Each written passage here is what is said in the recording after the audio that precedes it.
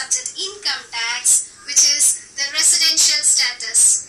And today we will be discussing two questions of this residential status. Firstly, what is this residential status? And secondly, how could we determine the residential status of a person? Now moving on to the first question, that what is this residential status?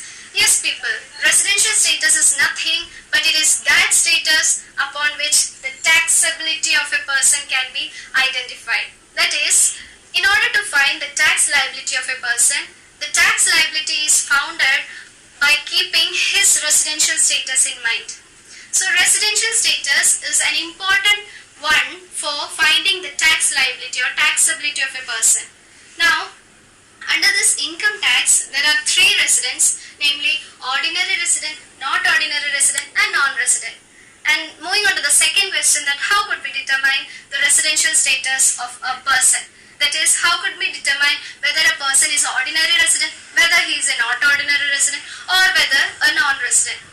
And today we will be dealing with a person who is an individual. That is, we are going to study how could we determine the residential status of an individual. That is, the residential status of an individual, whether an individual is ordinary resident, whether not ordinary resident or whether non-resident. And for that purpose, an individual study, he should satisfy some conditions.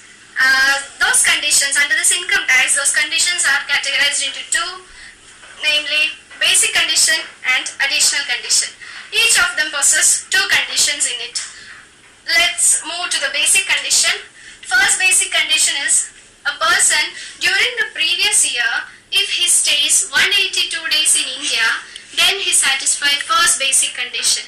The second basic condition is that during the previous year, if a person stays in India for 60 days or 365 days out of the 4 years, then he will be satisfying the second basic condition. Now, the second basic condition, the 60 days, is not applicable in all the cases. There are certain cases where 60 days is converted to 182 days. These cases may involve if an Indian citizen, if an Indian origin person who goes out or who moves out and comes to visit India, then during any previous year, then he will be not applicable for those 60 days. 60 days is not applicable for him. Instead, he will be applicable for those 182 days. Second basic condition, second case is that if a citizen who moves abroad for the job purpose which is being provided by the central government, and for him too, this 60 days is not applicable. And thirdly, an Indian ship crew is also not applicable for those 60 days. Instead, these three cases, they are applicable for this 182 days.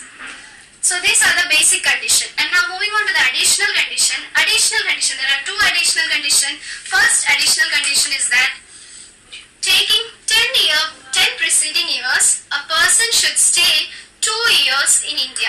That is, while taking 10 preceding years, whenever a person stays 2 years in India, then he satisfies first additional condition. And if a person taking 7 preceding years, if a person stays in India for 730 days or more, then he satisfies second additional condition. So these are the basic condition and additional condition. And now, how could we determine the residential status of an individual?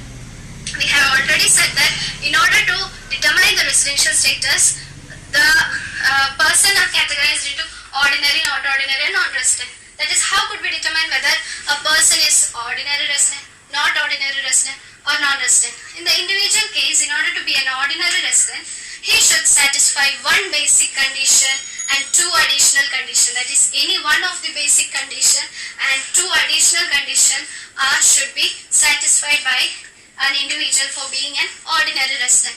And for being a not ordinary resident, an individual should satisfy any one of the basic condition and any one or none of the additional condition. Then for being a non-resident, a person is not needed to satisfy any of the basic condition. So that's it. Hope you all got the concept. Thank you.